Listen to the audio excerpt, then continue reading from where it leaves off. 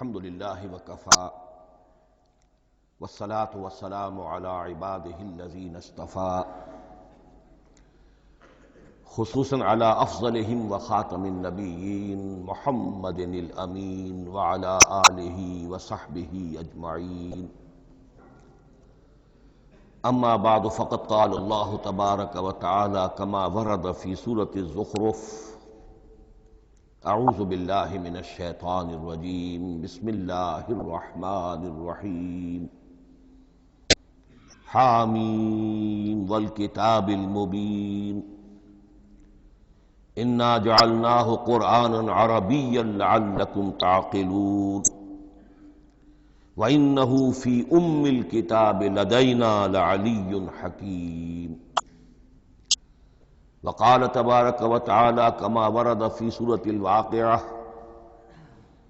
فلا اقسم بمواقع النجوم وإنه لقسم لو تعلمون عظیم انه لقرآن کریم فی کتاب مکنون لا يمسه الا المطهرون تنزيل من رب العالمين وقال عز وجل كما ورد في آخر سورة الفجر بل هو قرآن مجيد في لوح محفوظ صدق الله العظيم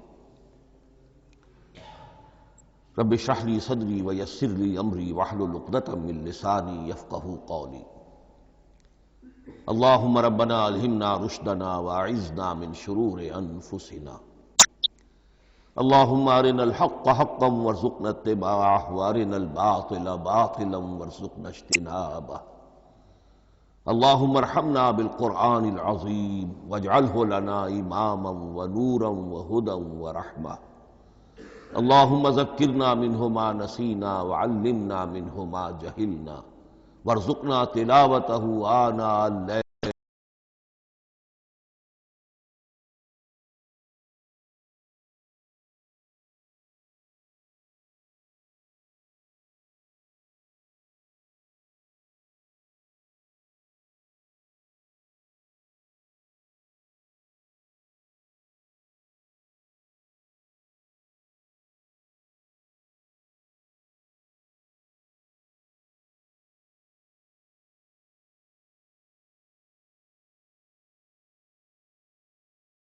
وآناء النہار واجعله لنا حجة یا رب العالمین آمین۔ آج شعبان معظم کی 28ویں شب ہے اور ہم ماہ رمضان مبارک کے دوران نماز تراویح کے ساتھ دورہ ترجمہ قرآن کی تمہید کے طور پر آج اور کل تعارف قرآن کے ضمن میں بعض چیزوں پر غور کریں گے تاکہ اثناء دورہ ترجمہ قرآن یہ چیزیں آپ کے ذہن میں ایک پس منظر کے طور پر موجود رہیں۔ رمضان مبارک میں نماز تراویح کے ساتھ دورہ ترجمہ قرآن کا جو سلسلہ ہم نے شروع کیا اب اسے 15 برس سے زائد ہو چکے ہیں۔ الحمدللہ کہ اس کا چرچا اب وسیع و عریض پیمانے پر ہو چکا ہے، نہ صرف اندرون ملک بیرون ملک بھی۔ اس دوران میں خود میں نے جہاں تک مجھے یاد پڑتا ہے کم سے کم 6 مرتبہ دورہ ترجمہ قرآن کی تکمیل کی سعادت حاصل کی ہے۔ 2 مرتبہ اس سے قبل کراچی میں، 3 مرتبہ لاہور میں، 1 مرتبہ ملتان میں، 1 مرتبہ ابوظہبی میں۔ اور اس سال جو میں اپنی اب ضعیفی اور اپنے علالت کے باوجود یہ ہمت کر رہا ہوں اس کا ایک خاص سبب ہے، اور وہ یہ کہ اللہ کے فضل و کرم سے بعض صورتیں ایسی پیدا ہوئیں کہ کیبل ٹی وی پر میرے ان دروس قرآن یا دورہ ترجمہ قرآن کے کیسٹ دکھائے گئے بھارت میں، اور وہیں سے یہ درخواست بھی موصول ہوئی کہ ہم چاہتے ہیں کہ اسے سیٹلائٹ پر ٹیلی کاسٹ کرائیں، لیکن اس کے لیے اس کی جو ریکارڈنگ ہے اس کا معیار بہتر ہونا چاہیے۔ تو اس ضرورت کو پورا کرنے کے لیے میں یہ ہمت کر رہا ہوں، اگرچہ اب جو بھی عمر کی سطح ہے وَمَن نُعَمِّرْهُ نُنَكِّسُ فِي الْخَلْقِ، میری یادداشت بھی اتنی شارپ نہیں رہی ہے جتنے پہلی تھی، استحضار جو کراس ریفرنسز کا ہے وہ بھی اب اتنا نہیں ہے جتنا کہ پہلے تھا، اور کبھی کبھی میری زبان لڑکھڑاتی بھی ہے۔ ان تمام معذوریوں کے باوجود اس ایک اہم ضرورت کے تحت میں نے یہ ارادہ کیا۔ میں خود بھی اللہ سے دعا کرتا ہوں، آپ بھی اللہ سے دعا فرمائیں کہ اس ارادے کی تکمیل ہو جائے، اور اس سلسلے کو اللہ تعالیٰ اپنے کلام پاک کے پیغام اور علم اور حکمت کی ایک بڑے پیمانے پر پورے عالم انسانیت میں پھیلانے کا ذریعہ بنا دے۔ تعارف قرآن کے ضمن میں سب سے پہلی بات جو سمجھنے کی ہے وہ یہ کہ قرآن مجید کے بارے میں ہمارا اجمالی عقیدہ کیا ہے۔ یہ 3 جملوں پر مشتمل ہو سکتا ہے۔ ہمارے نزدیک قرآن اللہ کا کلام ہے جو محمد الرسول اللہ صلی اللہ علیہ وسلم پر نازل ہوا، اور تیسرے یہ کہ یہ مکمل محفوظ شکل میں موجود ہے بنوعاً، اس میں نہ کوئی تحریف ہوئی ہے نہ کوئی تبدیلی ہوئی ہے۔ یہ کم سے کم 3 اجزاء ہیں ہمارے عقیدے کے قرآن مجید کے بارے میں۔ لیکن اب اس کی کچھ علمی توضیحات۔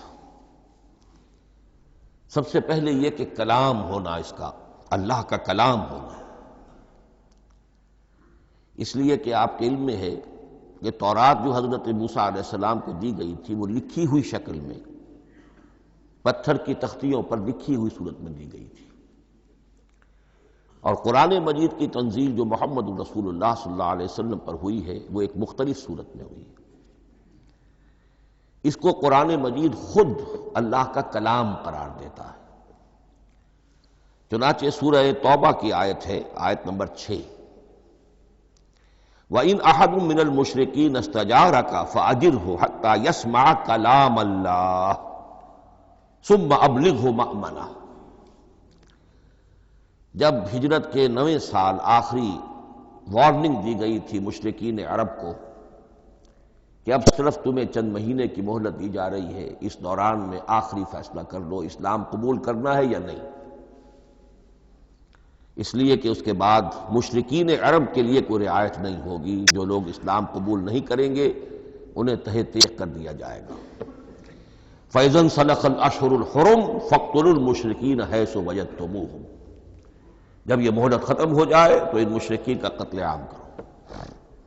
اس کی وضاحت پھر جب سورہ توبہ ہم پڑھیں گے تو اس وقت ہوگی، اس وقت یقیناً ذہن میں کچھ اشکالات آئیں گے، لیکن اس وقت اس ضمن میں تفصیلی بحث کا موقع نہیں۔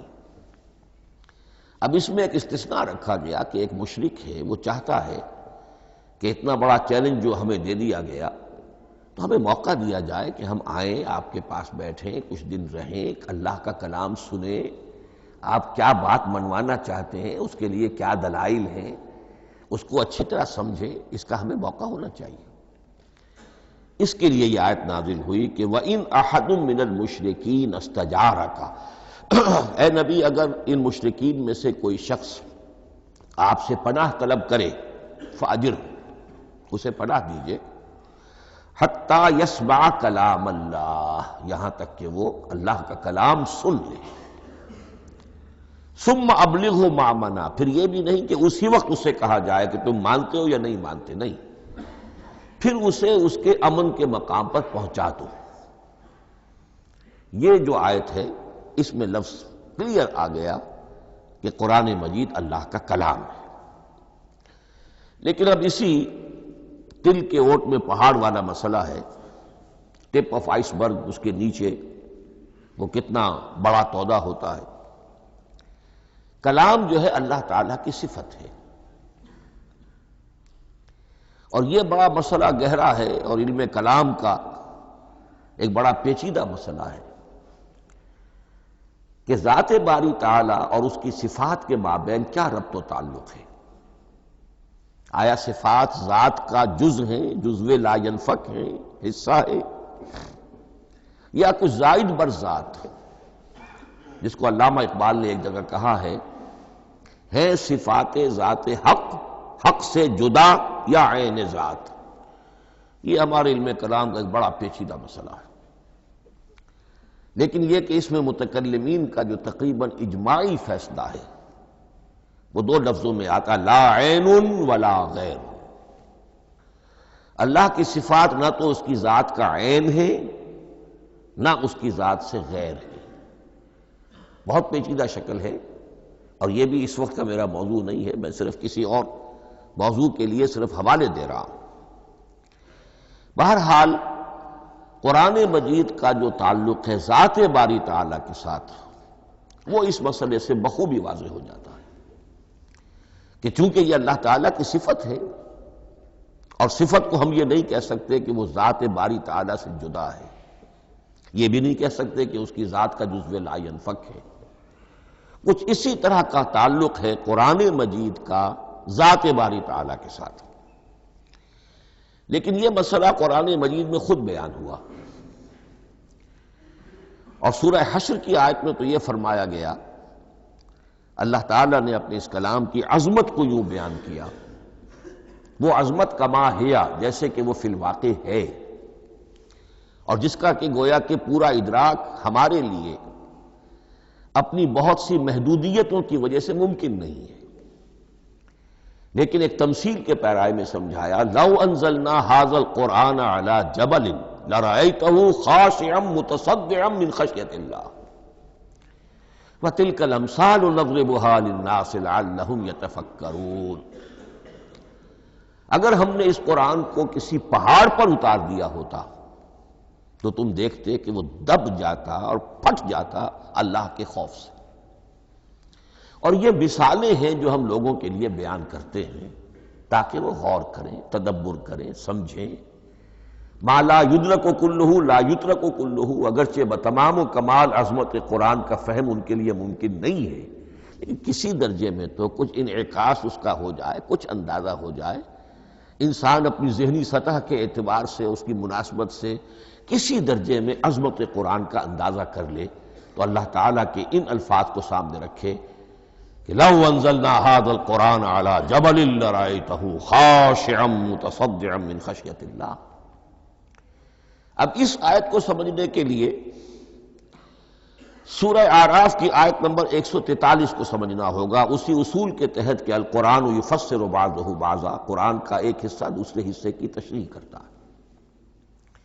وہاں یہ واقعہ بیان ہوا ہے کہ حضرت موسیٰ علیہ السلام کو جب اللہ تعالیٰ نے کوہ طور پر طلب فرمایا 30 راتوں کے لیے، جس میں بعد میں 10 کا اضافہ کر کے وہ ایک 40 رات کا ایک کورس بنا، دن رات، اس موقع پر جو مخاطبہ الہی، مکالمہ الہی سے مشرف ہوئے حضرت موسیٰ علیہ السلام، تو ان کی آتش شوق بھڑکی اور انہوں نے بڑی جرأت کر کے یہ درخواست کر دی، رب ارنی انظر الیک، پروردگار مجھے اپنا دیدار بھی عطا فرما، مجھے موقع عنایت فرما، میں تجھے دیکھ سکوں۔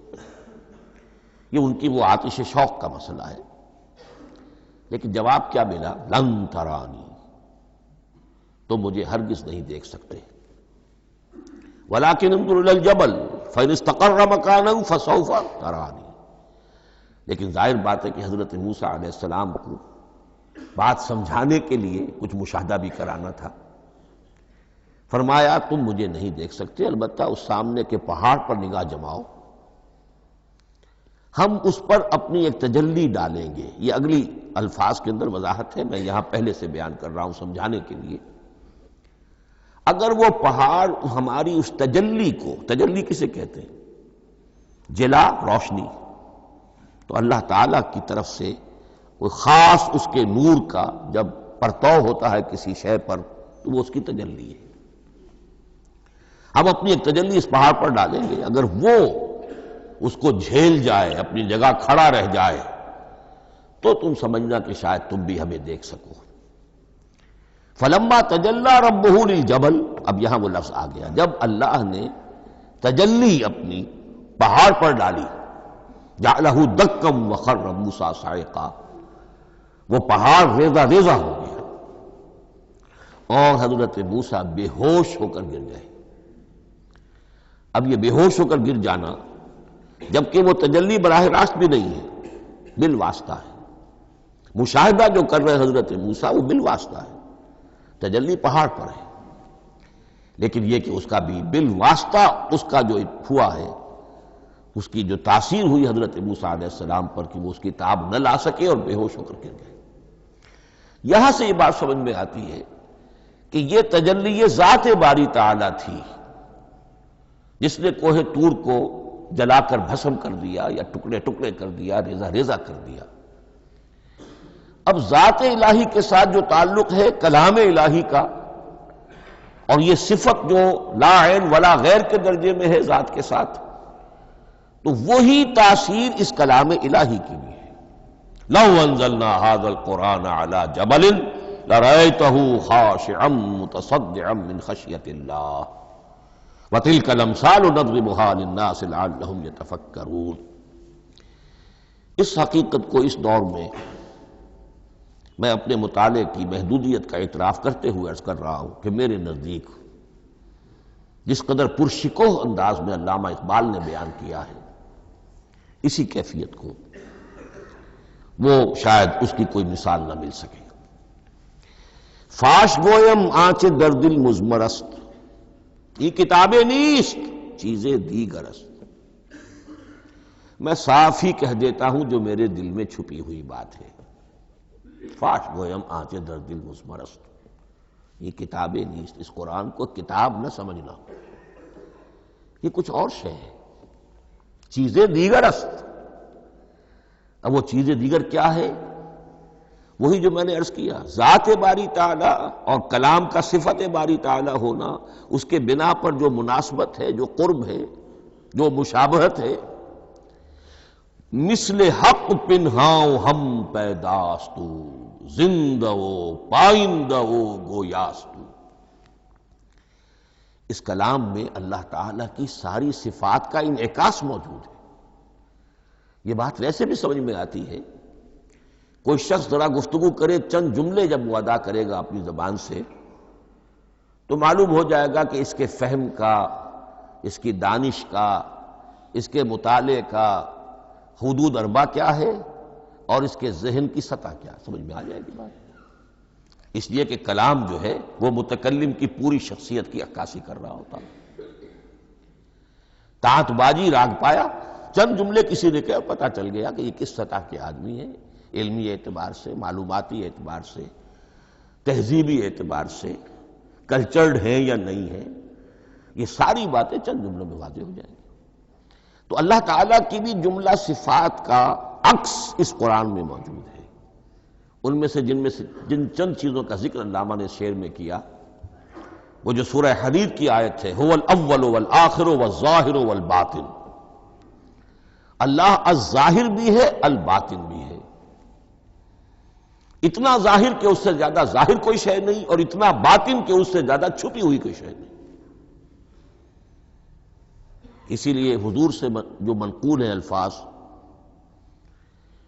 کہ پروردگار انت الظاہر فلیس فوقک شیء وانت الباطن فلیس دونک شیء، یہی کیفیت قرآن کی ہے۔ مثل حق پنہاؤ ہم پیداستو، پنہا بھی ہے ظاہر بھی ہے، جیسے ذات باری تعالی، اور جیسے اللہ تعالیٰ کی شان ہے جو آیت الکرسی کے شروع میں آئی، الحی القیوم۔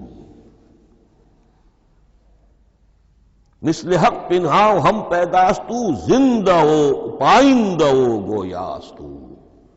یہ قرآن جو ہے اللہ تعالیٰ کی صفات کا ایک عکس اپنے اندر رکھتا ہے۔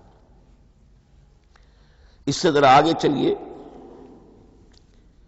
کلام کے بارے میں۔ اب کلام الہی ظاہر بات ہے کہ صفت ہے، اور صفت قدیم ہے۔ اللہ کی صفات حادث نہیں ہے، اللہ کی ذات بھی قدیم ہمیشہ سے ہے، اور اس کی صفات بھی قدیم ہمیشہ سے۔ اور یہ جو کلام الہی ہے ظاہر بات ہے کہ یہ جو ہماری زبان کے حروف و اصوات ہیں، کلام الہی تو ان سے منزہ ہے، مبرہ ہے، ماورا ہے، اعلیٰ ہے، عرفہ ہے۔ ہماری زبانوں کے حروف و اصوات، الفابیٹس جگہ جگہ تبدیل ہو جائیں گے، انگریزی کے کچھ اور ہیں، اردو کے کچھ اور ہیں، عربی کے کچھ اور ہیں۔ کلام الہی ان تمام سے آگاہ، عرفہ، منزہ اور مبرہ ہے۔ یہ کلام الہی جب بھی نازل ہوا ہے، ظاہر بات ہے حضرت موسیٰ پر اگر کتاب اتاری گئی وہ بھی علم الہی سے آئی، لیکن وہ عبرانی زبان میں آئی۔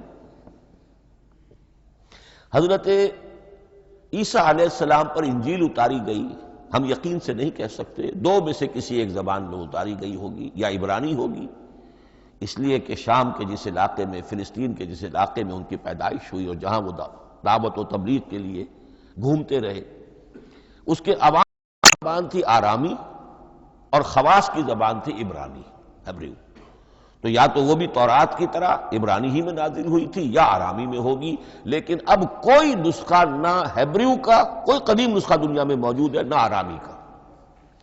جو سب سے پرانا نسخہ ملتا ہے انجیل کا وہ اس کا ترجمہ ہے، لیٹن زبان کا ترجمہ ہے یا گریک ترجمہ ہے، اصل کوئی نہیں۔ بہرحال جب وہ کلام الہی محمد الرسول اللہ پر نازل ہوا، اب اس نے حروف و اصوات کا وہ جامہ پہنا کہ جو عربی زبان کے ہیں۔ یہی وجہ دیکھیے، میں نے جو آیت سورہ حامیم، یہ جو سلسلہ سور ہے اس میں سے سورہ زخرف کی آیت جو میں نے آپ کو سنائی، حامیم والکتاب المبین انا جعلناہ قرآنا عربیا لعلکم تعقلون، ہم نے بنا دیا ہے اپنے اس کلام کو قرآن عربی، اس کو عربی حروف و اصوات کا جامہ ہم نے پہنا دیا ہے۔ انا جعلناہ قرآنا عربیا لعلکم تعقلون، کہ چونکہ مخاطب اول جو قوم تھی امیین، ان کی زبان عربی تھی، لعلکم تعقلون، تاکہ تم اس کو سمجھ سکو۔ اب اس سے آگے چلیے،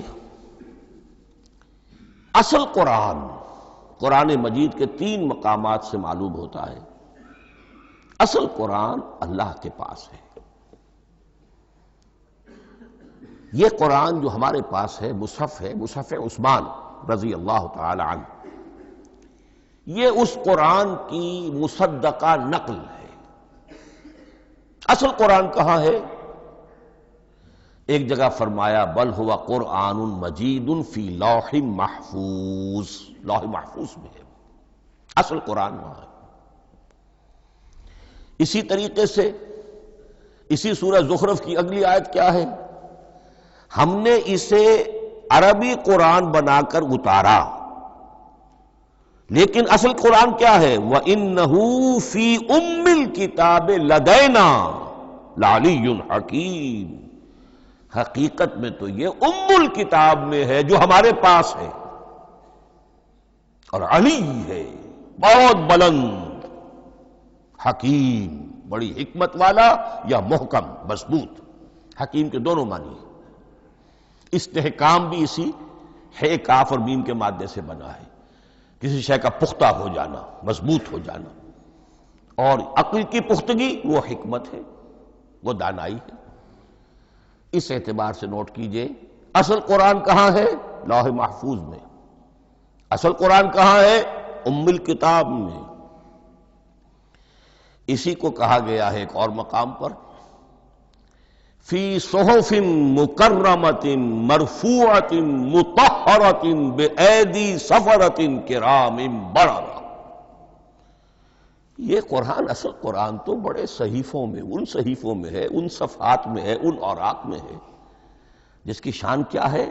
مکرمۃ، جن کی انتہائی تعظیم کی جاتی ہے، مطہرۃ، نہایت پاک صحیفے، فی صحف مکرمۃ، مرفوعۃ، بلند و بالا، مطہرۃ، بِأَيْدِي سَفَرَةٍ كِرَامٍ بَرَرَةٍ، ان فرشتوں کے ہاتھ میں جو بہت باعزت، بہت اونچے درجے کے، ان کے ہاتھوں میں ہے، وہ لوگ ہیں کہ جن کی تحویل میں ہے یہ کلام پاک، فی صحف مکرمۃ مرفوعۃ مطہرۃ بایدی سفرۃ کرام بررہ۔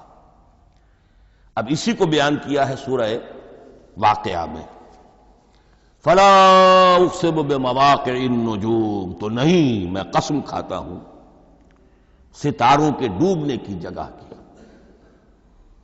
وَإِنَّهُ لَوْ تَعْلَمُونَ لَقَسَمٌ عَظِيمٌ، وَإِنَّهُ لَقَسَمٌ لَوْ تَعْلَمُونَ عَظِيمٌ، اور اگر تم جان سکتے تو یہ بہت بڑی قسم ہے جو ہم نے کھائی ہے، بہت بڑی گواہی ہے جو ہم نے پیش کی ہے۔ اب تدریجاً اس کا انکشاف ہو رہا ہے۔ یہ آج جو تصور ہے بلیک ہولز کا، اس سے کچھ اندازہ ہوتا ہے یہ ستارے کہاں ڈوب جاتے ہیں، بڑے بڑے ستارے نسیم منسیہ ہو جاتے ہیں، ستارے نہیں، پوری گیلیکسیز اس میں گم ہو جاتے ہیں، وہ مقبرے ہیں بڑی بڑی گیلیکسیز کے۔ فلا اقسم بمواقع النجوم وانہ لقسم لو تعلمون عظیم انہ لقرآن کریم، یہ قرآن ہے بہت باعزت، فی کتاب مکنون، اور یہ اس کتاب میں جو چھپی ہوئی ہے۔ یہ لؤلؤ مکنون کا لفظ آتا ہے قرآن مجید میں، جیسے موتی ہوتے ہیں انہیں چھپا کر رکھا جاتا ہے ڈبیوں میں، مخملی ڈبیوں کے اندر موتیوں کو، اسی طریقے سے فی کتاب مکنون لا یمسہ الا المطہرون، وہ صحیفے بھی بہت مطہرہ تھے اور ان کو چھو نہیں سکتے مگر وہی جو انتہائی پاک ہیں، ملائکہ مقربین، جن کے قریب سے بھی ہو کر معصیت یا گناہ کا کوئی تصور تک نہیں گزر سکتا، وہ ہیں جو اس کو چھوتے ہیں، ان کے ہاتھوں میں ہے، ان کی تحویل میں ہے۔ یہ ہے وہ چیزیں کہ جس سے اندازہ ہوا کہ اصل قرآن کہاں ہے۔ یہ جو ہمارے پاس ہے در حقیقت یہ نقل مطابق اصل ہے، مصدقہ نقل ہے۔ اب اس میں آپ سے عرض کر دوں کہ ایک بہت خوبصورت بات ہمیں جو ملتی ہے، تورات میں جو استثناء، جو صفر استثناء ہے، ڈیٹرانومی، اس کے 18ویں باب میں 18ویں اور 19ویں آیات جو ہیں اس میں ذکر موجود ہے، میں ان کے لیے انہی کے بھائیوں میں سے تیری مانند ایک نبی برپا کروں گا۔ اللہ تعالیٰ کلام فرما رہے ہیں یہاں حضرت موسیٰ علیہ السلام سے، آج بھی موجود ہے، اولڈ ٹیسٹمنٹ، ڈیٹرانومی یا کتاب استثناء، صفر استثناء، اس کا 18واں باب، اس کی 18ویں اور 19ویں آیات، جب چاہیں جا کر دیکھ لیں۔ میں ان کے لیے ان کے بھائیوں ہی میں سے تیری مانند ایک رسول اٹھاؤں گا، میں ان کے لیے انہی کے بھائیوں میں سے تیری مانند ایک نبی برپا کروں گا اور اپنا کلام اس کے منہ میں ڈالوں گا، اور جو کچھ میں اس سے کہوں گا وہی وہ ان سے کہے گا۔ یہ ہے جو پیشین گوئی ہے محمد الرسول اللہ صلی اللہ علیہ وسلم کی، اور یہاں وہ فرق واضح کر دیا گیا، اے موسیٰ تم سے تو یا تو ہم نے کلام کیا ہے یا تمہیں جو کتاب دی ہے وہ لکھی ہوئی دی ہے، لیکن جو نبی تیری ہی مانند میں برپا کروں گا۔ اب اس میں بھی نوٹ کرنے کی بات ہے کہ حضرت موسیٰ کے مشابہ نبی اکرم صلی اللہ علیہ وسلم کے سوا کوئی نبی نہیں، صاحب کتاب وہ بھی تھے، صاحب کتاب محمد بھی ہے، صاحب امت وہ بھی تھے، اور صاحب امت محمد رسول اللہ ہے، تیری مانند صاحب شریعت۔ حضرت عیسیٰ صاحب شریعت نہیں تھے، شریعت موسوی ہی کو نافذ کرنے کے لیے آئے تھے، ان کی حیثیت دین موسوی کے مجدد کی تھی، ویسے نبی تھے، اللہ کے فضل و کرم سے نبی تھے، اس میں کوئی شک نہیں، رسول تھے، لیکن یہ کہ ان کے کام کی نوعیت کیا تھی، اس لیے کہ کوئی نئی شریعت لے کر نہیں آئے۔ اب بھی انجیل میں الفاظ موجود ہیں، don't think I have come to destroy law, the mosaic law جسے یہ کہتے ہیں، شریعت موسوی، وہ تم پر نافذ رہے گی، تم اس کی پابندی کرو گے، چونکہ صاحب شریعت رسول یا موسیٰ یا محمد صلی اللہ علیہ وسلم علیہ الصلوۃ والسلام۔ تو میں ان کے بھائیوں میں سے، اب بھائی کون ہوں گے؟ ظاہر بات ہے بنی اسرائیل، ان کے کزنز کون ہیں؟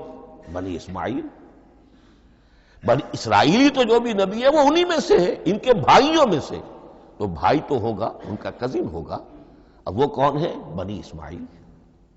آپ نے ابھی سنا ہوگا جب پیس ٹریٹی ہوئی تھی اور کلنٹن صاحب آئے تھے، اور وہاں جب شاہ حسین جو ہیں اردن کے وہ بھی آئے اور بغل گیر ہوئے تھے، اسرائیل کے وزیر اعظم تھے، تو اس وقت یہ لفظ استعمال کیا تھا صدر کلنٹن نے کہ آپ لوگ تو آپس میں کزنز ہیں، لفظ کزن استعمال کیا تھا۔ تو ان کے بھائیوں میں سے گویا کہ غیر اسرائیلی جو ان کے قریب ترین قرابت دار ہوں گے وہ بنو اسماعیل ہیں۔ تیرے مانند صاحب شریعت نبی میں برپا کروں گا، لیکن اس پر جو میرا کلام اترے گا وہ کس شکل میں اترے گا؟ میں اپنا کلام اس کے منہ میں ڈالوں گا اور پھر وہ جو کچھ کہے گا وہ وہی کہے گا جو میں نے کہا ہے۔ اب اس کے حوالے سے ایک بہت اہم بات سمجھ لیجئے، اور قرآن مجید کے دو اہم مقامات کی وضاحت اس سے ہو جائے گی۔ یہ کلام اللہ، قرآن مجید میں اس کو قول جبرائیل بھی کہا گیا ہے۔ کلام اللہ حضرت جبرائیل کے ذریعے سے جب ادا ہوا ہے تو قول جبرائیل ہے، اور پھر جب وہ محمد الرسول اللہ کی زبانی ادا ہوا تو قول رسول ہے، قول محمد ہے صلی اللہ علیہ وسلم۔ یہ قول اللہ بھی ہے، قول جبرائیل بھی ہے، اور قول محمد بھی ہے بیک وقت۔ یہ بات دیکھیے سورہ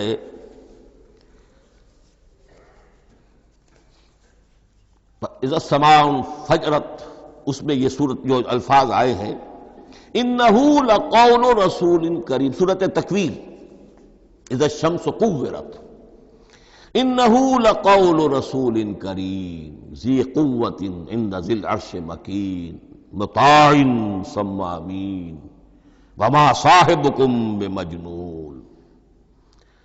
یہ یہاں پر حضرت جبرائیل کا ذکر ہو رہا ہے۔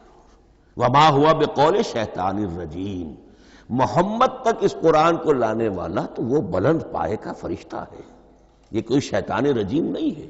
اس لیے کہ مکے والوں نے کہہ دیا تھا ہو سکتا ہے کوئی بدروح آئی ہو محمد پر، اور اس بدروح نے کوئی الٹی سیدھی بات سکھا دی ہو، نہیں۔ انہ لقول رسول کریم، یہاں رسول کریم کون ہے؟ حضرت جبرائیل۔ انہ لقول رسول کریم ذی قوت عند ذی العرش مکین، بڑی قوت والا اور جس کا بڑا اونچا مقام اور مرتبہ ہے عرش والے کے قریب۔ ذی قوت عند ذی العرش مکین مطاع ثم امین، وہ فرشتوں کے مطاع ہیں، فرشتے ان کی اطاعت کرتے ہیں، فرشتوں کے سردار ہیں، اور پھر ساتھ ہی پورے امین ہیں، جبرائیل امین، یہ ہم لفظ استعمال کرتے ہیں۔ اور اس کے بعد آگے جا کے فرمایا وما ہوا بقول شیطان الرجیم، یہ کسی شیطان رجیم کا قول نہیں ہے۔ اب یہاں اس سورہ تکویر میں قرآن کو قول جبرائیل قرار دیا گیا، لیکن سورۃ الحاقہ میں چلیے اس کے آخر میں آتا ہے انہ لقول رسول کریم وما ہوا بقول شاعر قلیلا ما تؤمنون ولا بقول کاہن قلیلا ما تذکرون تنزیل من رب العالمین۔ یہاں اب رسول کریم سے مراد محمد الرسول اللہ صلی اللہ علیہ وسلم، یہ کسی شاعر کا قول نہیں ہے، کسی کاہن کا قول نہیں ہے، یعنی جس کے زبانی یہ قرآن لوگوں کے سامنے آ رہا ہے۔ جبرائیل کا قول ہو کر تو محمد پر نازل ہوا صلی اللہ علیہ وسلم، لیکن اب لوگوں کے سامنے وہ قول محمد بن کر آ رہا، انہ لقول رسول کریم وما ہوا بقول شاعر قلیلا ما تؤمنون ولا بقول کاہن قلیلا ما تذکرون تنزیل من رب العالمین۔ تو قرآن مجید کلام اللہ ہے، پھر وہ قول جبرائیل بنا جب جبرائیل نے آ کر محمد کو سنایا، اور پھر وہ قول محمد بنا جب محمد کی زبان مبارک سے لوگوں نے اسے سنا، اہل عرب نے سنا، اور پھر وہ بات پھیلتی چلی گئی۔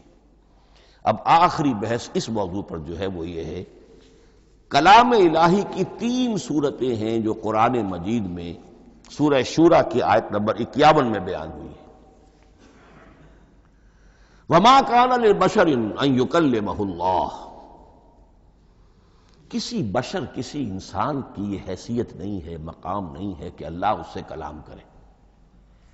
یہ نہیں کہا کہ اللہ کے لیے ممکن نہیں ہے، نہیں نہیں، اللہ کے لیے تو ہر شے ممکن ہے، لیکن کسی بشر کا یہ مقام نہیں ہے کہ اللہ اس سے کلام کرے، مخلوق ہے، بشر ہے۔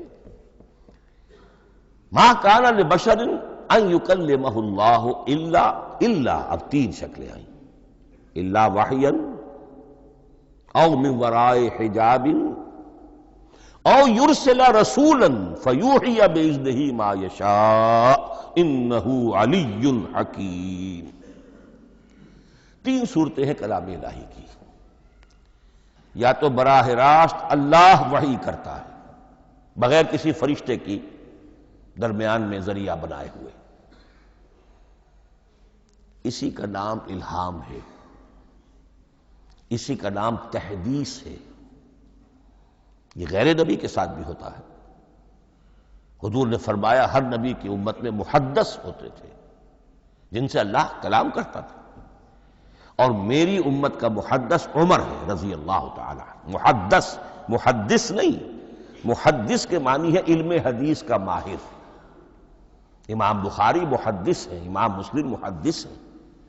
محدث تحدیث سے مفعول بنا جس سے بات کی جاتی ہے، محدث۔ اللہ بات کرتا ہے، اللہ دل میں ڈال دیتا ہے، القاء ہو جاتا ہے، الہام ہو جاتا ہے، کوئی فرشتہ درمیان میں نہیں، براہ راست۔ دوسری شکل کلام کی کیا ہے؟ او من ورائے حجاب۔ یہ ہمارے علم کی حد تک صرف حضرت موسیٰ علیہ السلام کی شان ہے، استثنائی شان ہے۔ وَكَلَّمَ اللَّهُ مُوسَىٰ تَكْلِيمًا، اور موسیٰ کے ساتھ تو اللہ نے کلام فرمایا جیسے کہ کلام کیا جاتا ہے۔ فرق کیا تھا؟ من ورائے حجاب، پردہ تھا، دیکھ نہیں سکتے تھے، تبھی تو ان کی وہ آتشی شوق بھڑکی تھی۔ کیا قیامت ہے کہ چلمن سے لگے بیٹھے ہیں، صاف چھٹتے بھی نہیں، سامنے آتے بھی نہیں، کلام بھی فرما رہے ہیں، لیکن یہ کہ بات مجھے دیدار عطا کرنے کے لیے تیار نہیں، رب ارنی انظر الیک۔ لیکن یہ جو کلام ہے ہمارے علم کی حد تک براہ راست اس دنیا میں حضور سے ہوا ہے معراج کی شب، لیکن وہ 7ویں آسمان پر ہوا۔ اس دنیا میں ہمارے علم کی حد تک یہ کلام براہ راست من ورائے حجاب صرف حضرت موسیٰ علیہ السلام کی استثنائی شان ہے۔ اور تیسرا ہے او یرسل رسولا فیوحی باذنہ ما یشاء، یا تیسری صورت یہ کہ اللہ کسی پیغامبر کو بھیجتا ہے جو وحی کرتا ہے جو اللہ چاہتا ہے۔ یہ تیسری شکل ہے وحی کی۔ قرآن مجید اس تیسری شکل میں نازل ہوا ہے محمد الرسول اللہ صلی اللہ علیہ وسلم پر۔ حضور کو جو الہام ہو جاتے تھے، جو حضور کو القاء ہو جاتا تھا، جو آپ کے دل میں براہ راست اللہ کی طرف سے وحی آتی تھی، وہ قرآن میں شامل نہیں ہے۔ اگرچہ حضور کے خواب بھی سچے تھے، وہ بھی اللہ کی طرف سے ہوتے تھے، شیطان کی آمیزش نہیں ہو سکتی تھی، لیکن یہ بھی قرآن میں شامل نہیں ہے۔ قرآن میں شامل ہے تیسری قسم کی وحی، او یرسل رسولا، پھر ہم بھیجتے ہیں ایک پیغامبر کو فرشتوں میں سے۔ اللہ یصطفی من الملائکۃ رسلا ومن الناس، اللہ چن لیتا ہے فرشتوں میں سے بھی اپنا پیغامبر اور انسانوں میں سے بھی۔ تو فرشتے کے ذریعے سے ایک فرشتہ جو اللہ سے لیتا ہے اور انسان، رسول انسان تک پہنچا دیتا ہے۔ اب وہ رسول انسان، رسول بشر جو ہے وہ اپنے ہم نوع، ہم جنس لوگوں کو پہنچاتا ہے۔ تو اللہ یصطفی من الملائکۃ رسلا ومن الناس، یہاں وہی بات فرمائی او یرسل رسولا فیوحی باذنہ ما یشاء، پھر وہ وحی کرتا ہے اللہ کے حکم سے جو اللہ چاہتا ہے۔ یہ کلام الہی کی یہ تیسری شکل ہے جو محمد الرسول اللہ صلی اللہ علیہ وسلم پر نازل ہوا، اور وہ ہے قرآن حکیم۔ اب ایک اور بحث جو علمی ہے وہ یہ ہے کہ حضور پر جو اس کا نزول ہوا اس کی کیفیات کیا تھی۔ دو الفاظ استعمال ہوتے ہیں، انزال بھی اور تنزیل بھی۔ ان دونوں میں فرق کیا ہے اس کو نوٹ کر لینا چاہیے۔ لغوی اعتبار سے جان لینا چاہیے، نزل ینزل کسی کا خود اترنا، نازل ہونا، اترنا۔ انزل ینزل دفعتاً اتار دینا، کسی اور نے کسی شے کو دفعتاً نیچے اتار دیا. یہی مفہوم نزلہ کے ساتھ بے لگ جائے تو آ جاتا ہے، با کے ساتھ نزلہ بہی، یہ اتارنے کے مفہوم میں آئے گا. لفظی ترجمہ یہ بھی کر سکتے وہ اترا اس شے کے ساتھ. نزلہ بہ الروح الامین، اس کو لے کر نازل ہوا خود روح الامین فرشتہ علی قلبک، اے محمد صلی اللہ علیہ وسلم آپ کے قلب مبارک پر. تو نزلہ بے اور انزال اس کے معنی ایک ہی ہے. لیکن اگلا لفظ ہے تنزیل، نزل ینزل تنزیلا، اس کے معنی ہے رفتہ رفتہ، تدریجاً، نجمن نجمن، تھوڑا تھوڑا کر کے، وقفے وقفے سے اتارنا. جیسے عربی میں اعلام کہیں گے کسی کو کچھ بتا دینا، باخبر کر دینا، مطلع کر دینا، بھائی مطلع کر دیا میں نے، اب تم جانو تمہارا کام، یہ اعلام کہلائے گا. تعلیم کسے کہتے ہیں؟ سکھانا درجہ بدرجہ، دیکھنا اس کی استعداد کیا ہے، آج یہ کیا بات سمجھ سکتا ہے، میں اتنے ہی درجے تک سمجھاؤں، اب کل میں اسے مزید سمجھاؤں گا، پرسوں مزید سمجھاؤں گا. یہ درجہ بدرجہ کسی شے کو سمجھانا، یہ تعلیم ہے. تو انزل ینزل انزالا، یہ ہے اتار دینا دفعتاً، اور نزل ینزل تنزیلا یہ ہے تدریجاً اتارنا. اب قرآن مجید کے لیے یہ دونوں الفاظ مستعمل ہیں، لیلۃ القدر اور لیلۃ المبارکہ. اب یہ دو بھی نوٹ کر لیجئے، قرآن مجید میں چونکہ اہم مضامین کم سے کم دو جگہ پر ضرور آتے ہیں. انا انزلناہ فی لیلۃ القدر، یہاں انزلنا ہے، نزلنا نہیں ہے، انزلنا ہے. ہم نے اتارا اس کو لیلۃ القدر میں. اور باقی صورت تو آپ کو یاد ہوگی، وما ادراک ما لیلۃ القدر، لیلۃ القدر خیر من الف شہر، تنزل الملائکۃ والروح فیہا باذن ربہم من کل امر سلام ہی حتی مطلع الفجر. لیکن یہ اہم مضمون قرآن مجید میں دوسری جگہ بھی ہے. سورہ دخان کے شروع میں فرمایا حامیم والکتاب المبین انا انزلناہ فی لیلۃ مبارکۃ انا کنا منذرین فیہا یفرق کل امر حکیم امرا من عندنا انا کنا مرسلین رحمتا من ربک انہ هو السمیع العلیم. یہ لیلۃ المبارکہ ہے، ایک ہی ہے، لیلۃ القدر اور لیلۃ المبارکۃ. ان دونوں کے لیے وہی انزلنا کا لفظ آیا. لیکن یہ کہ سابقہ کتابوں کے اعتبار سے قرآن مجید کا فرق واضح کیا گیا ہے. مثلا سورہ نساء کی آیت نمبر 136 بہت نمایاں ہے، بہت نمایاں. وہاں فرمایا گیا یا ایھا الذین آمنوا آمنوا باللہ ورسولہ والکتاب الذی نزل علی رسولہ والکتاب الذی انزل من قبل. اے ایمان کے دعوے دارو، حقیقتاً ایمان لاؤ، ایسے ایمان لاؤ جیسے ایمان لانے کا حق ہے، اللہ پر بھی اور اس کے رسول پر بھی، اور اس کتاب پر بھی جو اللہ نے اپنے رسول پر نازل فرمائی، اور اس کتاب پر بھی جو اللہ نے پہلے نازل فرمائی. لیکن نازل کے لیے یہاں آیا حضور کے لیے والکتاب الذی نزل علی رسولہ، تنزیل کی شکل میں، اور تورات کے لیے والکتاب الذی انزل من قبل، وہ تو دفعۃ واحداً لکھی ہوئی تختیوں کی شکل میں حضرت موسیٰ علیہ السلام کو دے دی گئی تھی. تو یا ایھا الذین آمنوا آمنوا باللہ ورسولہ والکتاب الذی نزل علی رسولہ والکتاب الذی انزل من قبل. یہ جو تنزیل ہوئی ہے حضور پر، یعنی لیلۃ القدر میں جو رمضان مبارک میں ہے، پورا قرآن لوح محفوظ سے، کتاب مکنون سے، ام الکتاب سے نقل کر کے اتار دیا گیا سمائے دنیا تک. پہلا آسمان جسے ہم کہتے ہیں سمائے دنیا، وہ آسمان جو قریب ترین ہے دنیا کے. وہاں سے اب یہ درجہ بدرجہ، تھوڑا تھوڑا، چند آیتیں، چند سورتیں، پھر آیتیں، پھر سورتیں، یہ نازل ہوا محمد الرسول اللہ صلی اللہ علیہ وسلم پر. گویا کہ پہلا مرحلہ انزال کا ہے. پورا قرآن لوح محفوظ یا کتاب مکنون یا ام الکتاب سے نقل کر کے اتار دیا گیا سمائے دنیا تک. یہ ہے انزل ینزل انزالا انا انزلناہ فی لیلۃ القدر انا انزلناہ فی لیلۃ مبارکہ. لیکن محمد الرسول اللہ پر یہ نازل ہوا اب تھوڑا تھوڑا، نجمن نجمن، درجہ بدرجہ تدریجاً، یہ ہے تنزیل۔ اس تنزیل کی حکمت قرآن مجید میں بیان ہوئی ہے، اور اس اعتبار سے کہ اہل عرب نے، اہل مکہ نے اعتراض کیا تھا کہ یہ پورا قرآن کیوں نہیں محمد ایک ہی مرتبہ پیش کر دیتے صلی اللہ علیہ وسلم۔ اس میں جو چیز مضمر تھی وہ یہ تھی کہ چونکہ یہ حقیقت میں اللہ کا کلام نہیں ہے، یہ محمد کا اپنا کلام ہے، تو کوئی شاعر دنیا میں ایسا نہیں ہے جو ایک دم اپنا پورا دیوان دے دے۔ وہ تو ساری عمر میں تھوڑا تھوڑا، آج غزل کہی، کل قصیدہ کہا، پرسوں کچھ اور کہا، پھر وہ جمع ہوتا ہے تو وہ دیوان بنتا ہے۔ اسی طریقے سے تو یہ کر رہے ہیں۔ اگر یہ اللہ کا کلام ہوتا تو بیک وقت آ جاتا۔ یہ تو ذرا محنت کرتے ہیں، کچھ اس کے اندر اس کو اپنی محنت سے کوشش کر کے کچھ موضوع کرتے ہیں، کلمات، الفاظ، اور اس طریقے سے رفتہ رفتہ لے کر آ رہے ہیں۔ اس لیے ان کا اعتراض نقل ہوا ہے یہ وَقَالَ الَّذِينَ كَفَرُوا لَوْلَا نُزِّلَ عَلَيْهِ الْقُرْآنُ جُمْلَةً وَاحِدَةً، انہوں نے کیوں نہیں اترا یہ قرآن پورا کا پورا ایک ہی بار؟ یہ اعتراض تھا۔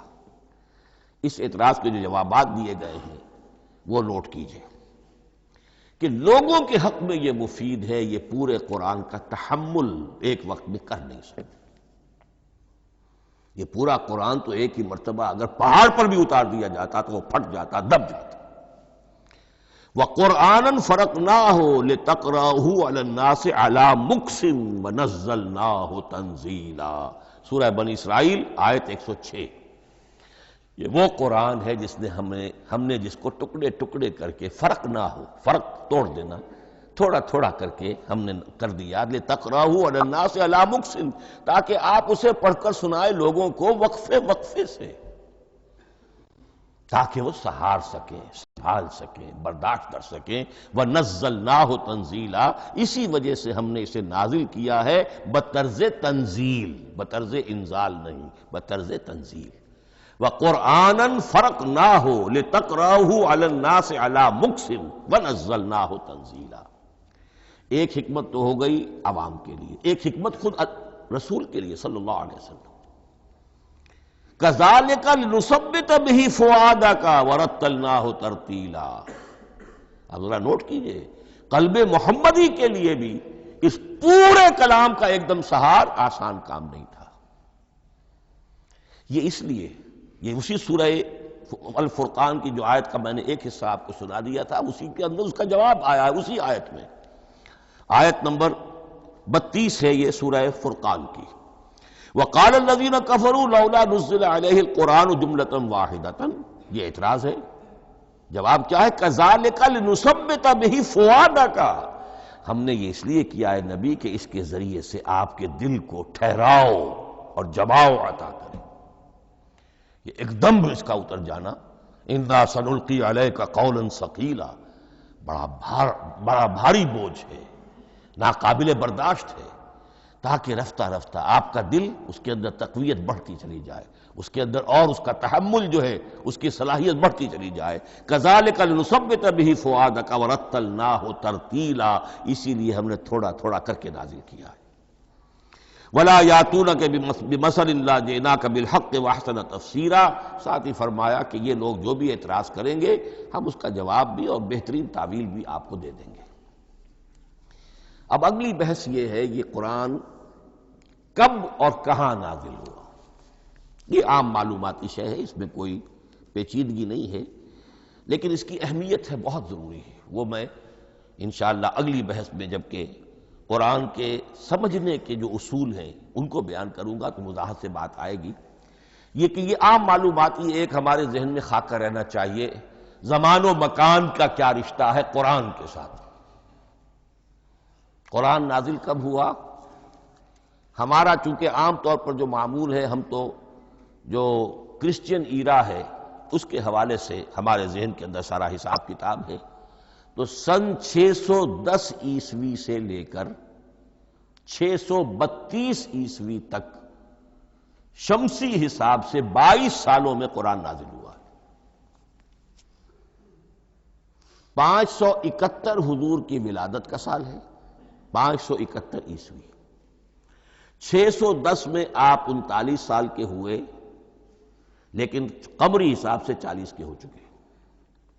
610 میں قرآن کی تنزیل شروع ہوئی اور 632 میں آپ کا انتقال ہوا۔ 22 برس زمانی اعتبار سے نقشہ ذہن میں رکھیے، اور اسے ہم اگر دوسرے حساب سے کہیں گے تو عام الفیل، وہ جو ابرہہ آیا تھا بیت اللہ کو ڈھانے کے لیے، وہ سال عربوں میں بہت مشہور ہو گیا تھا، اور وہی سال حضور کی ولادت کا ہے۔ تو عام الفیل ہی میں حضور کی ولادت ہوئی، لہذا 40 عام الفیل میں قرآن مجید کا نزول شروع ہوا، اور 11 ہجری تک یہ 23 برس بنتے ہیں قمری حساب سے۔ ایک رائے یہ بھی ہے کہ قرآن کا نزول 20 برس میں ہوا ہے، اور اس میں وضاحت یہ ہے کہ پہلے 3 سال اللہ تعالی نے ایک فرشتے کو، حضرت اسرافیل علیہ السلام کو مامور کیا تھا حضور کی تعلیم پر۔ دنیاوی اعتبار سے حضور نے کوئی تعلیم حاصل نہیں کی، آپ امی تھے، آپ نے دنیاوی اعتبار سے کسی کے سامنے زانو تلمس طے نہیں کیا، کہیں کوئی تعلیم حاصل نہیں کی، کہیں کوئی تحصیل علم نہیں کیا، لیکن اللہ تعالیٰ نے علمہ شدید القوا، اللہ تعالیٰ نے جو کچھ انہیں سکھایا ہے، جو علم انہیں عطا کیا ہے۔ تو ایک روایت یہ ہے کہ 3 برس تک، اور اس کے بعد پھر قرآن نازل ہونا شروع ہوا، تو 20 برس تک قرآن نازل ہوا۔ لیکن وہ لوگ بھی مانتے ہیں کہ سورہ علق کی آیتیں نازل ہو چکی تھی، پھر 3 برس کا وقفہ ہے۔ سورہ علق کی آیتیں کیا ہے؟ جو پہلی وحی ہے، اقرأ بسم ربک الذی خلق، خلق الانسان من علق، اقرأ وربک الاکرم الذی علم بالقلم، علم الانسان ما لم یعلم۔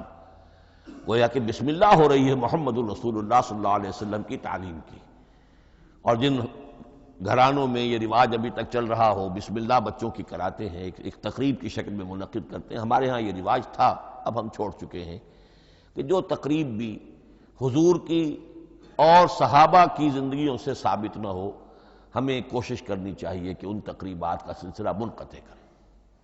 ما انا علیہ واصحابی، ہماری تقریبات جو ہیں وہ بس وہیں تک محدود رہنی چاہیے۔ بہرحال وہ جو ایک چلتی ہے روایت، 4 سال 4 مہینے 4 دن کا بچہ یا بچی ہو تو بسم اللہ یہی آیتیں پڑھی جاتی ہیں۔ پڑھ تو نہیں سکتا، انگلی رکھ کر پڑھانے والا کوئی عالم دین بیٹھ جاتا ہے سامنے، وہ نہا دھو کر بچہ یا بچی بیٹھی ہوئی ہے، اور اس کو اقرأ بسم ربک الذی خلق، خلق الانسان من علق، اقرأ وربک الاکرم الذی علم بالقلم، علم الانسان ما لم یعلم۔ اب اس میں تو سارا پڑھنے پر زور ہے، حصول علم پر زور ہے، کسی تبلیغ کا حکم ہی نہیں، ابھی رسالت کا کوئی تذکرہ کچھ بھی نہیں، اس میں تو قیامت کا بھی کوئی ذکر نہیں۔ اب اس کے بعد روایت یہ ہے کہ 3 برس تک پھر حضرت اسرافیل دن رات حضور کے ساتھ رہے ہیں، اور آپ کی تعلیم ہوئی ہے، اور پھر 3 برس کے بعد پھر وحی کا سلسلہ شروع ہوا ہے، واللہ عالم۔ لیکن یہ کہ جب سورہ اقرا نازل ہو چکی ہے، اس کی 5 آیتیں، تو وہ 3 برس بھی اس کا وقفہ شمار ہوں گے، زمانہ نزول پھر وہی 23 برس رہے گا۔ اسی کے ساتھ میں نے عرض کیا تھا کہ دوسری بات یہ کہاں نازل ہوا قرآن۔ ایک لفظ میں تو یہ سمجھ لیجئے یہ حجاز میں نازل ہوا۔ حجاز جزیرہ نماء عرب کا ایک خاص حصہ ہے، پہاڑی سلسلہ، یوں سمجھ لیجئے، اس کو ذہن میں رکھیے۔ جزیرہ نماء عرب جو ہے وہ شمال سے جنوب کی طرف چوڑا ہوتا جاتا ہے، شمال میں شام اور عراق کی طرف جاتا ہے تو وہ تنگ ہے، پھر نیچے چوڑا ہو رہا ہے۔ اس کا جو مغربی ساحل ہے، جس پر جدہ کی بندرگاہ بھی ہے، ینبو کی بھی ہے، اس کے کہیں وہ ایک میدان شروع ہوتا ہے ساحل سے، کہیں وہ بہت مختصر ہے، کہیں خاصا چوڑا ہے، اس کو کہتے ہیں تہامہ۔ پھر ایک پہاڑی سلسلہ ہے، اس کو کہتے ہیں حجاز۔ یہ پہاڑی سلسلہ جو ہے اس کے بعد جو ہے وہ نجد کہلاتا ہے، وہ سطح مرتفع ہے، پلیچو۔ تو یہ 3 حصے ہیں جزیرہ نماء عرب کے جغرافیائی اعتبار سے، اور حجاز کہتے بھی ہیں پردے کو، حاجزن، پردہ جو 2 چیزوں کے درمیان حائل ہو جائے۔ تو یوں سمجھیے کہ یہ فلیٹ ہے نجد کا، اور یہ فلیٹ ہے میدان، یہ ہے تہامہ کا، اور درمیان میں یہ پہاڑی سلسلہ کھڑا ہوا ہے، تو یہ گویا کہ ان دونوں کو جدا کر رہا، یہ حجاز ہے۔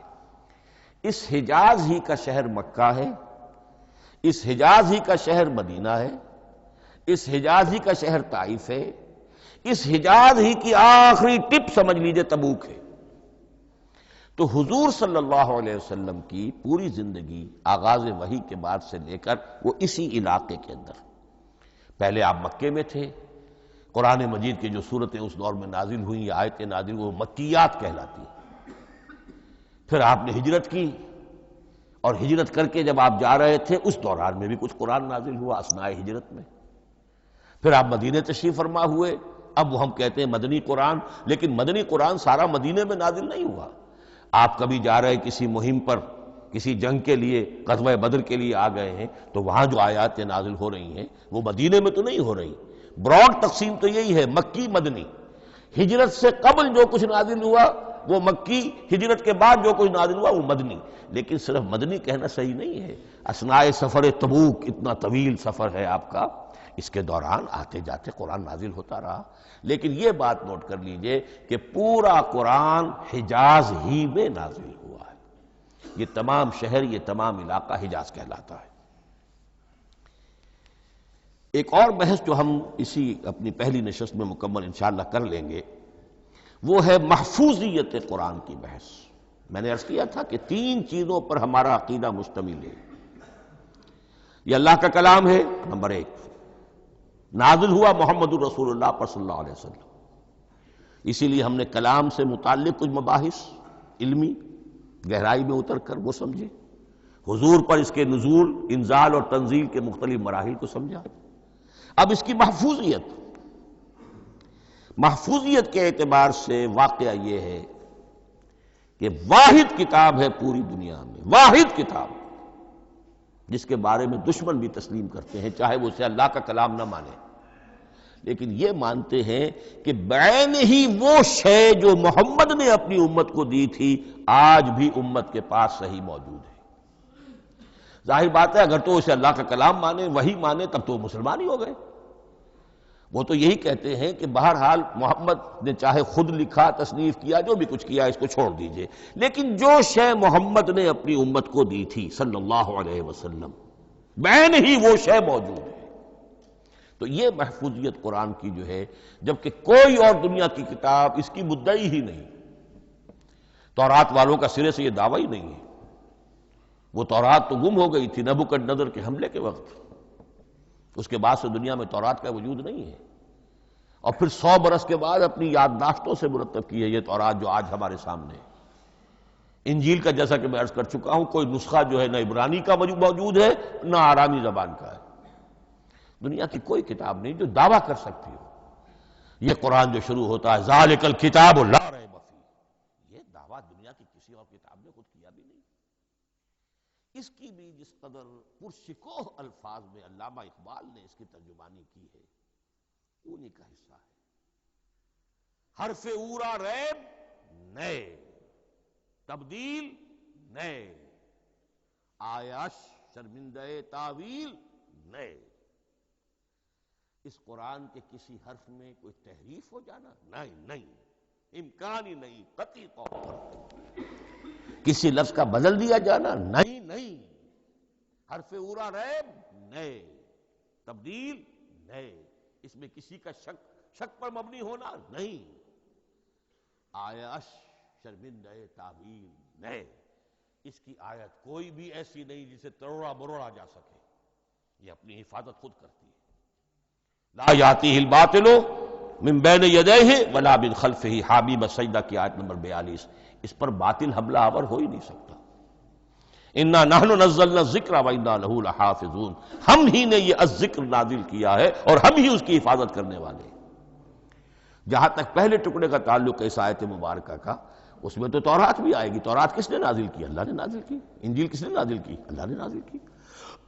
انا انزلنا التوراۃ فیہا ھدی ونور، یہ سورہ مائدہ میں الفاظ ہیں۔ انجیل کے بارے میں بھی ہم نے انجیل عطا کی عیسیٰ کو، فیہ ھدی ونور، لیکن یہ کہ انا نحن نزلنا الذکر، اس کو اس قدر تاکید کے ساتھ کہہ کر وَإِنَّا لَهُ لَحَافِظُونَ، اور ہم ہی اس کے محافظ ہیں۔ لیکن اس موضوع پر اہم ترین مقام جو ہے قرآن مجید کا، وہ سورہ قیامہ کی یہ آیات ہے، لا تحرک بہ لسانک لتعجل بہ۔